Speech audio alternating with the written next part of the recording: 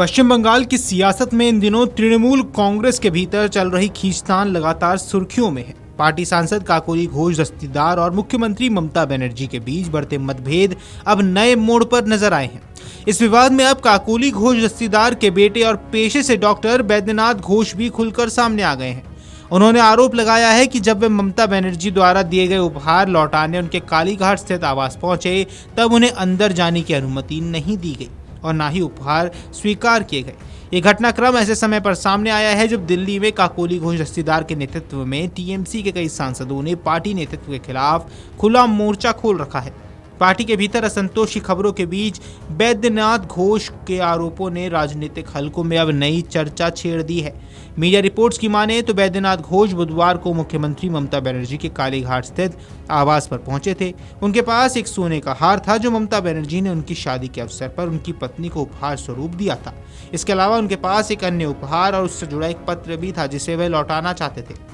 बैद्यनाथ घोष ने दावा किया कि उन्होंने आवास के बाहर काफी देर तक इंतजार किया, लेकिन उन्हें मुख्यमंत्री से मिलने की अनुमति नहीं मिली। उन्होंने कहा कि वहां मौजूद पुलिस कर्मियों और स्टाफ ने भी उपहार स्वीकार करने से इनकार कर दिया। उन्होंने कहा, मैं कुछ समय तक बाहर खड़ा रहा, लेकिन मुझे ना तो अंदर जाने दिया गया और ना ही उपहार जमा करने की अनुमति दी गई।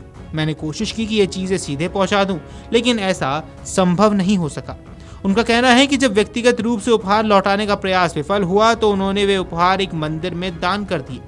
बैद्यनाथ घोष ने बताया कि मुख्यमंत्री आवास से लौटने के बाद उन्होंने सोने का हार और अन्य उपहार देवी काली के मंदिर में दान कर दिए। उनका कहना है वे इन वस्तुओं को अपने पास नहीं रखना चाहते थे क्योंकि हाल ही की राजनीतिक घटनाओं और परिस्थितियों ने उन्हें ऐसा कदम उठाने के लिए प्रेरित किया है। उन्होंने कहा कि यह निर्णय उन्होंने किसी के दबाव में नहीं बल्कि अपनी अंतरात्मा की आवाज़ सुनकर लिया है।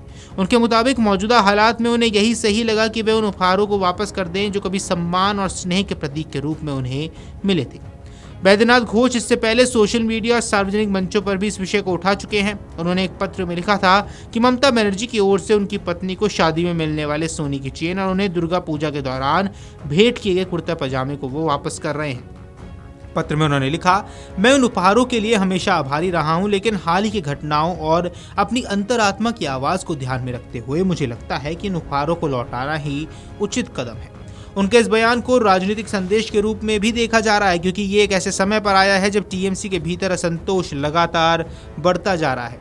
उधर सांसद काकोली घोष दस्तीदार ने भी पार्टी नेतृत्व के खिलाफ खुलकर मोर्चा संभाल लिया। उन्होंने मंगलवार को दावा किया कि nationalist citizens party of India TMC के सभी असंतुष्ट सांसदों को अपने साथ शामिल करने के लिए तैयार है। संसद भवन परिसर में पत्रकारों से बातचीत के दौरान दस्तीदार ने कहा कि उन्होंने पहले ही नई पार्टी से मंजूरी मिल चुकी है और असंतुष्ट सांसद जल्द ही एक नए राजनीतिक मंच के तहत काम करेंगे। उन्होंने कहा, हमें स्वीकृति मिल चुकी है, वे हमें अपने साथ लेने के लिए तैयार हैं। हम प्रधानमंत्री नरेंद्र मोदी और गृह मंत्री अमित शाह के नेतृत्व वाले एनडीए के साथ मिलकर काम करेंगे। उनका यह बयान पश्चिम बंगाल की राजनीति में एक बड़े राजनीतिक पुनर्गठन के संकेत के रूप में देखा जा रहा है। Video desk amarujala.com।